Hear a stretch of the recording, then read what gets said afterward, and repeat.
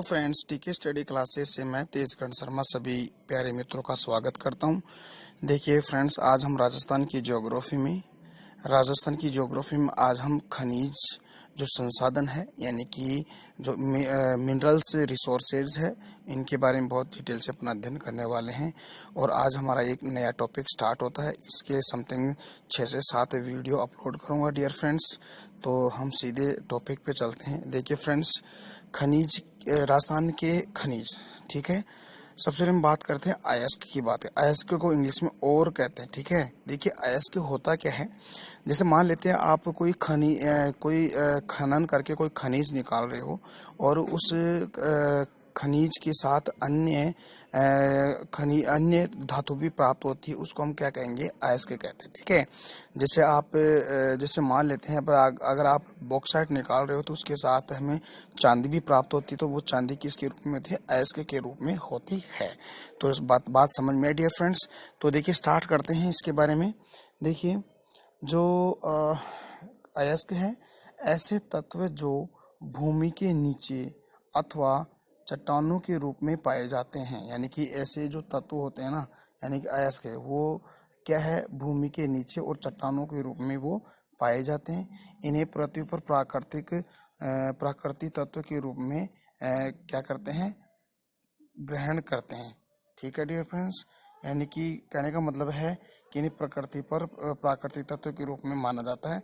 ये विभिन्न प्रकार के पदार्थों के लिए कच्चे माल के रूप में प्रयोग किए जाते हैं। यानी कि ये क्या करते हैं कि विभिन्न प्रकार के जो पदार्थ होते हैं उसमें रॉ मटेरियल के रूप में प्रयोग किए जाते हैं। किनको, अयस्कों को, ठीक है डियर फ्रेंड्स। आगे बढ़ते हैं। अयस्क से खनिज प्राप्त होते हैं, यानी कि अयस्क के माध्यम से क्या होता है, खनिज प्राप्त होते हैं। अयस्क का कोई निश्चित रासायनिक संगठन नहीं होता। तो ये भी बहुत इंपॉर्टेंट है कि जो अयस्क होता है, अयस्क का कोई भी रासायनिक संगठन नहीं होता है। तो डियर फ्रेंड्स, आई होप ये चीज आपको समझ में आई है, ठीक है। आगे बढ़ते हैं। अब हम बात करते हैं मिनरल्स की, यानी कि खनिज की बात करते हैं कि देखिए खनिज क्या होता है। देखिए डियर फ्रेंड्स, देखिए खनिजों का अपना रासायनिक संगठन, यानी कि खनिजों का तो अपना क्या होता है, रासायनिक संगठन होता है, लेकिन अयस्कों का अपना रासायनिक संगठन नहीं होता है, ठीक है। देखिए आगे बढ़ते हैं। खनिज अजैविक तत्व होते हैं, यानी कि जो खनिज होते हैं वह अजैविक तत्व होते हैं, यानी उसमें जीव की मात्रा या जीव की उत्पत्ति या जीव नहीं पाए जाते हैं, ठीक है, क्योंकि यह जैविक क्रियाओं से नहीं बनाया जाता है। यानी कहने का मतलब खनिज जैविक क्रियाओं के माध्यम से नहीं बनाए जाते, इसीलिए खनिजों के अंदर अजैविक तत्व पाए जाते हैं। खनिज क्रिस्टल के रूप में पाए जाते हैं, ये भी बहुत इंपॉर्टेंट है। देखिए क्रिस्टल के रूप में पाए जाते हैं।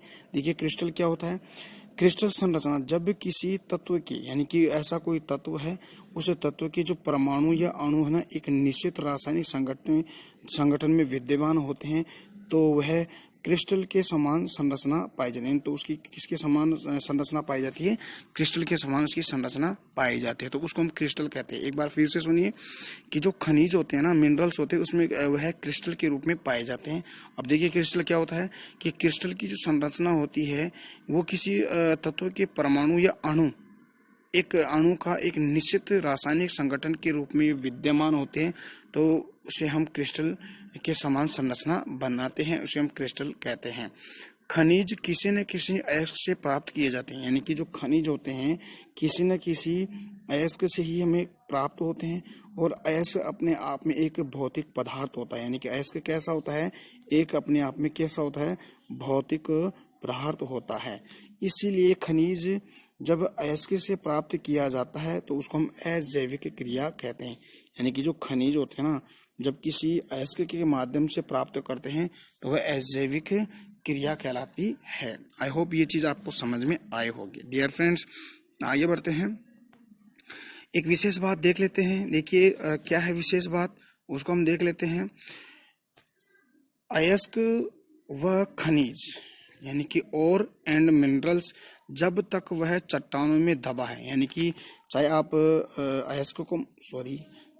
अयस्क को मान लीजिए, चाहे आप मिनरल्स को मान लीजिए, या जब ये दोनों ही यानी चट्टानों के अंदर नीचे दबे होते हैं और मनुष्य मनुष्य के आर्थिक प्रयोग में नहीं आता है तो उसको हम जो प्राइमरी सेक्टर होता है यानी कि प्राथमिक क्षेत्र में शामिल किया जाता है। तो देखिए, आपको पता है कि जो आर्थिक क्रिया के 5 क्षेत्र होते हैं, लेकिन हम मोस्टली 3 क्षेत्र पढ़ते हैं, जैसे प्राथमिक क्षेत्र, द्वितीयक और तृतीयक क्षेत्र, जिसको हम सेवा क्षेत्र भी कहते हैं, और दूसरे को हम क्या कहते हैं, औद्योगिक क्षेत्र, या और भी इसका अलग नाम होता है, उसको हम कहते हैं। ठीक है। और प्राथमिक क्षेत्र वो होता है जैसे खनिज है, मछली पालन है, जैसे जैसे डेयरी उद्योग है, ये सारे के सारे प्राथमिक सेक्टर में आता है। आपका खनिज और मिनरल्स है वो किस में आता है, प्राथमिक क्षेत्र में आता है। जैसे एक बार इसको फिर से सुनिएगा, देखिए क्या होता है। अयस्क व खनिज जब तक वह चट्टान में दबा रहता है, यानी कि अयस्क व खनिज जब तक चट्टान में दबा रहता है और मनुष्य की पहुंच नहीं होती है, तब वह प्राथमिक क्षेत्र में शामिल किए जाते हैं, यानी कि ये जो प्राइमरी सेक्टर के अंदर ही उसको शामिल करते हैं। ठीक है डियर फ्रेंड्स, आगे बढ़ते हैं। जब हम इस अयस्क से कोई महत्वपूर्ण, यानी कि जब हम इस अयस्क से कोई महत्वपूर्ण खनिज या तत्व प्राप्त करने के लिए भौतिक और रासायनिक प्रक्रिया अपनाते हैं, तब उसे हम खनन या उत्खनन कार्य करते हुए, तब उस शर्त में खनन उत्खनन द्वितीयक क्षेत्र के अंदर शामिल हो जाता है। देखिए फ्रेंड्स, आप इसके अलावा एक बात और समझिएगा। जैसे मान लीजिए कि आप जैसे लोहा निकाल रहे हो, ठीक है, खनन करके लोहा निकाल रहे हो। जब लोहे तक आपकी पहुंच हो जाती है या लोहे तक आप उसको खनन करके बाहर निकालते हो, तो वो प्राथमिक सेक्टर में आता है। जब उस लोहे को मूल्यवान वस्तुओं में कन्वर्ट करते तो वो आपका द्वितीयक क्षेत्र कहलाता। कहने का मतलब है कि प्राथमिक सेक्टर से किसी भी खनिज को जब सेकंड सेक्टर में लाकर उसको मनुष्य के यूज में लेने लायक अगर आप बना देते हो या उसका रूप चेंज करके उसको मूल्यवान बना देते हो, तो वही क्या कहलाएगा, आपका द्वितीयक सेक्टर, यानी कि द्वितीयक क्षेत्र में उसको शामिल करते हैं। तो आई होप ये चीज़ आपको समझ में आई होगी। आगे बढ़ते हैं डियर फ्रेंड्स, ये चीज़ आपको समझ में आई है ना? ठीक है, आगे बढ़ते हैं। प्लीज़ डियर फ्रेंड, एक आपसे बात मैं शेयर करना चाहता हूँ। प्लीज़ आप ना कमेंट करके मेरे को जो भी आपकी प्रॉब्लम है उसको कमेंट सेशन में आप लिख कर मेरे को आप बता सकते हो। प्लीज़ प्लीज़ प्लीज़, ठीक है। इसके अलावा अपना जो टीके स्टडी क्लासेस चैनल है उसको अपने फ्रेंड सर्कल में इसके लिंक को शेयर कीजिएगा, लाइक कीजिएगा और सब्सक्राइब और बेल आइकन को प्रेस कीजिएगा। ठीक है डियर फ्रेंड्स, आगे बढ़ते हैं। इसके अलावा बात करते हैं कि अयस्क जब तक पृथ्वी के अंदर है, यानी कि कोई भी अयस्क है जब पृथ्वी के अंदर है तब वह प्राथमिक क्षेत्र का विषय होता है। यानी कि वह किस क्षेत्र का, अयस्क किसके क्षेत्र का होता है, किस सेक्टर का होता है, प्राथमिक सेक्टर का होता है। और जब उसे बाहर निकाल कर उसको क्या कर लिया जाता है, मूल्यवान बना दिया जाता है, तो वह किस में आ जाता है, द्वितीयक क्षेत्र में आता है, यानी कि सेकंड सेक्टर में अंदर आ जाता है।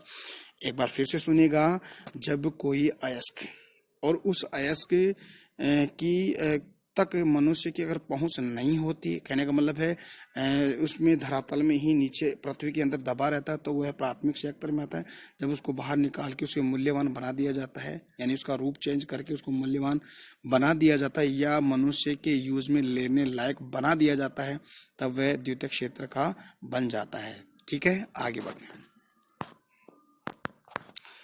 अब हम क्वालिफिकेशन ऑफ मिनरल्स की बात करते हैं, यानी कि खनिजों का वर्गीकरण की अगर हम बात करते हैं तो देखिए डियर फ्रेंड्स, खनिजों का वर्गीकरण देखिए, खनिज अपनी भौतिक, ठीक है, सबसे पहले भौतिक और रासायनिक संरचना के आधार पर पहचाने जाते हैं। यानी कि आप किसी भी खनिज को अगर आप उसकी पहचान करते हो तो दो ही रीजन से, दो ही कारणों से उसको उसकी पहचान कर सकते हो। एक तो उसकी भौतिक संरचना, एक उसकी रासायनिक संरचना के आधार पर आप उसका पता लगा सकते हो खनिज का। ठीक है, तो कहने का मतलब है खनिज अपनी भौतिक और रासायनिक संरचना के आधार पर पहचाने जाते हैं। इस आधार पर खनिजों को मुख्यतः यानी कि कितने भागों में डिवाइड किया है, 4 भागों में विभाजित किया गया है। और 4 भाग कौन कौन से उसको हम बहुत ही डिटेल से पढ़ने वाले हैं, तो प्लीज़ आप मेरे साथ बने रहिए। और जो मैं आपको ये नोट्स, ये जो मैं पढ़ा रहा हूँ, प्लीज़ आप इसके नोट्स भी धीरे धीरे यानी कि वीडियो को पॉज करते हुए आप बनाइएगा। ओके, आगे बढ़ते हैं। सबसे पहले बात करते हैं धात्विक खनिज। देखिए धात्विक खनिज क्या होता है, यानी कि ऐसे तत्व जिसमें धातु का अंश पाया जाता हो उसको धात्विक खनिज कहते हैं। देखिए, सबसे पहले अगर बात करें कि इसकी विशेषता क्या होती है धात्विक खनिज की, देखिए ये क्या होते हैं, चमकदार होते हैं। ठीक है, पहली बात तो चमकदार होते हैं। इसके अलावा तन्यता का गुण उसमें पाया जाने की, इसके तार बनाए जा सकते हैं। आघात वर्धनी होते हैं, यानी कि आघात सहन कर सकते हैं। और विद्युत के क्या होते हैं, सुचालक होते हैं, यानी कि कुचालक नहीं होते, यानी सुचालक होते हैं। तो ऐसे पदार्थ क्या कहलाते हैं, आपके धात्विक खनिज के अंदर आते हैं। डियर फ्रेंड्स, आपको समझ में आ रहा ना? आगे बढ़ते हैं, पढ़िए इसको, देखिए। ऐसे खनिज पदार्थ जिनसे कोई विशेष प्रकार की धातु प्राप्त की जाती है, यानी कि ऐसे पदार्थ जिनसे विशेष प्रकार की धातु बनाई जाती है, अर्थात धात्विक खनिज किसी न किसी धातु से प्राप्त करने वाले खनिज होते हैं। कहने का मतलब है कि जो धात्विक है ना, धात्विक खनिज है जिसमें धातु के अंश पाए जाते हैं, और धात्विक खनिज किसी न किसी धातु से प्राप्त करने वाले खनिजों को कहते हैं। और इनके गुण कौन कौन से हैं, ये चमकदार होते हैं, इसमें तन्यता का गुण होता है, आघात वर्धनीय होते हैं, यानी कि घात को सहन करने योग्य होते हैं, और विद्युत की क्या होती है, ये सुचालक होते हैं। अगर इसकी इंपॉर्टेंस की अगर बात करें धात्विक खनिज की, तो देखिए इसकी इंपॉर्टेंस क्या है। जैसे मैग्नीज आ गए, इसके एग्जाम्पल आगे हम एग्जाम्पल और देखें। देखिए धात्विक खनिज का महत्व क्या है, इंपॉर्टेंस क्या है, यानी कि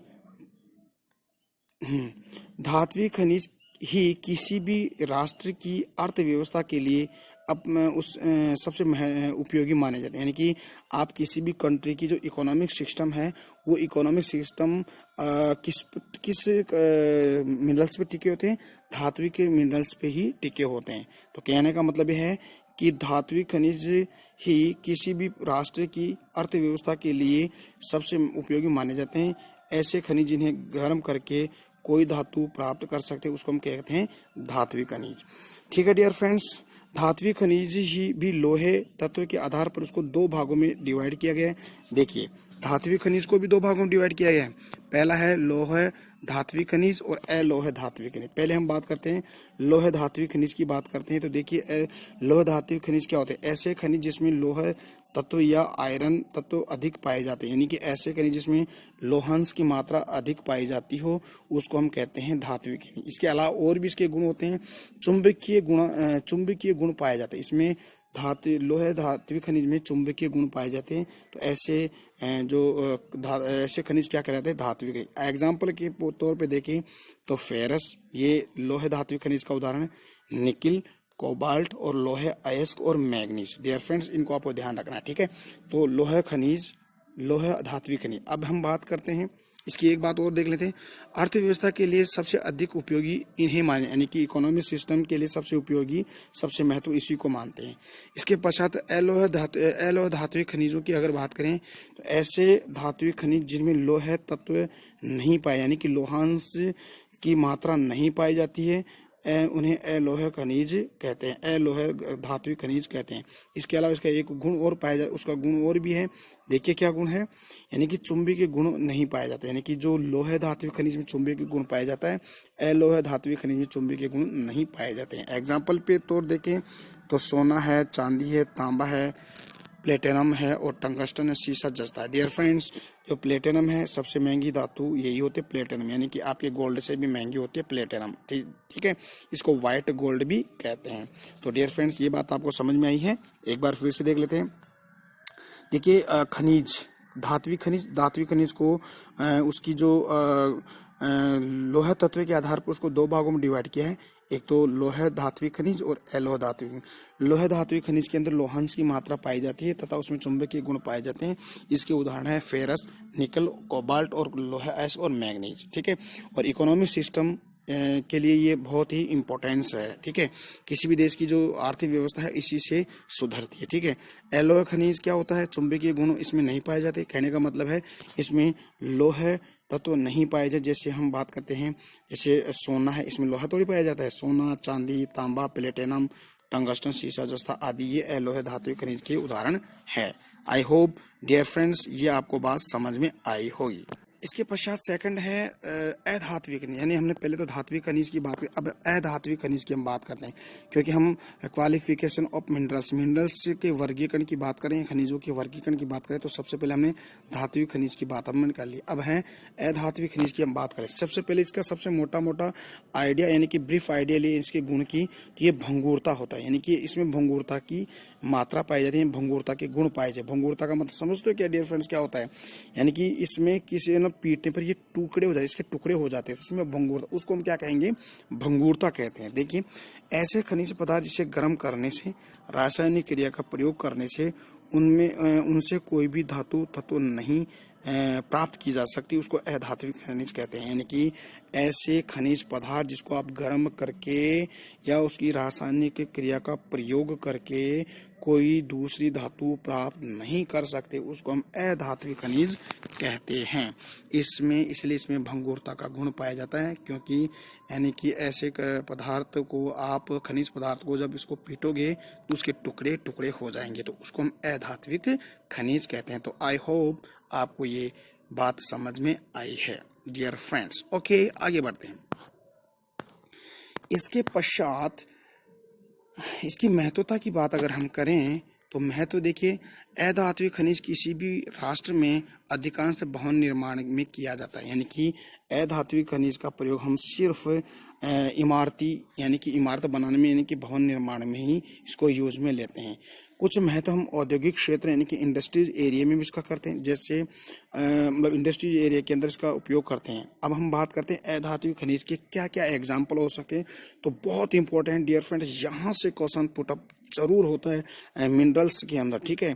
तो इसके उदाहरणों की बात अगर करें, देखिए अधात्विक खनिज में कौन कौन से खनिज आते हैं। सबसे पहले देखते हैं, क्योंकि आपको ये दिख नहीं रहा तो मैं इसको थोड़ा सा जूम कर लेता हूँ डियर फ्रेंड्स। देखिए, ओके, देखिए, जिप्सम, चूना पत्थर, संगमरमर, फिलोसफर, asbestos, rock phosphate, jasper, wollastonite, potash, घिया पत्थर, सॉपस्टोन, कोटाइस्टोन, बेंटाइट, bentonite, barytes, quartz, china clay, fire clay, marble, granite, अब्रक, डोलोमाइट और बर्मी क्यूलाइट, ठीक है, बर्मी क्यूलाइट। तो डियर फ्रेंड्स, ये सारे के सारे क्या है, ये धातु खनिज के उदाहरण है। तो आप प्लीज इसको वीडियो को दोबारा रिवाइज करके इसको आप अच्छी तरह से सुनेगा, ठीक है, और उनको आप नोट्स भी इसके बनाए गए, यानी कि नोट्स के अंदर इसको बहुत ही डिटेल से इसको लिखिएगा। ओके,